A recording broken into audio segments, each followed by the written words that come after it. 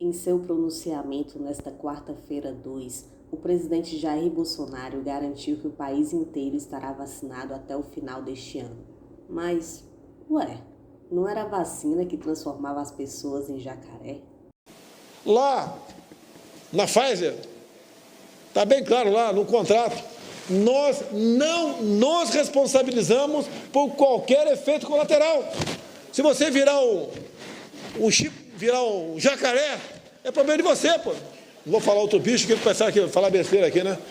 O discurso foi transmitido em todas as emissoras televisivas, gerando novamente uma série de panelaços em várias regiões brasileiras.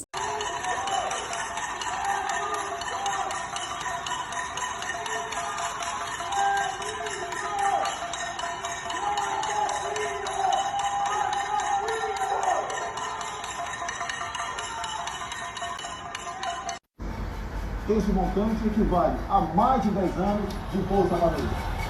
E mais de 150 milhões de reais para ajudar Mas deixando de lado os protestos, vamos analisar o que foi dito pelo presidente. Boa noite. Sinto profundamente cada vida perdida em nosso país. É difícil acreditar nessa frase emotiva, visto que inúmeras vezes o presidente debochou do número de infectados e de óbitos do vírus. Entre mais de 300 mortes. Quantas mortes o senhor acha que é Cara, quem fala de eu não sou governo, tá vendo? Você vai para casa, quando você estiver lá. Hoje alcançamos a marca de 100 milhões de doses de vacinas distribuídas a estados e municípios. Isso não é completamente falso, mas não é a absoluta verdade, já que por mais que essas milhões de doses tenham sido distribuídas, não quer dizer que 100 milhões de brasileiros tenham sido vacinados. Apenas 22 milhões de brasileiros tomaram as 2 doses da vacina, o que não é nem metade de 100 milhões. É fato que o Brasil é o 4º país no número total de doses aplicadas, mas quando se considera o número total de habitantes do país, podemos concluir que a vacina caminha a passos lentos, pois o que importa são os dados proporcionais. Nesse caso, o Brasil é o 64º país que mais vacina. Neste ano, todos os brasileiros que assim o desejarem serão vacinados. Uma promessa política, já visando a conquista de uma maior base apoiadora para as eleições de 2022, algo que pode sim ocorrer, não necessariamente graças ao presidente, mas apesar de todas as ações negativas dele. Vacinas essas que foram aprovadas pela Anvisa. Ontem assinamos acordo de transferência de tecnologia para a produção de vacinas no Brasil, entre a AstraZeneca e a Fiocruz. Isso é ótimo para a vacinação, mas é algo que poderia vir muito antes.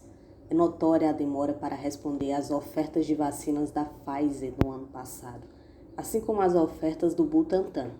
E essa corrida para melhorar a vacinação, além de uma necessidade de um resultado a todas as críticas, também é uma maneira de encobrir esses fatos que a CPI da Covid trouxe à tona.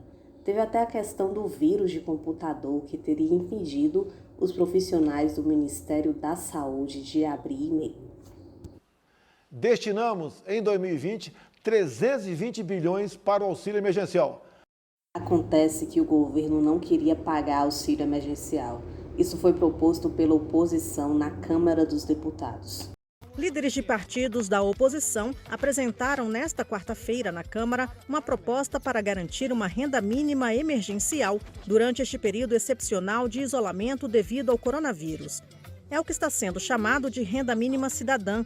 Pelo projeto apresentado em entrevista coletiva, seriam beneficiadas famílias que vivem na informalidade e recebem entre meio salário mínimo per capita até 3 salários mínimos no total. Terminamos 2020 com mais empregos formais que 2019. Somente nos primeiros 4 meses deste ano, o Brasil criou mais de 900 mil novos empregos. Isso é uma manipulação dos dados, como está explícito na reportagem do UOL. O governo federal tem comemorado recordes na criação de empregos com carteira assinada, como se os números hoje fossem os maiores desde 1992.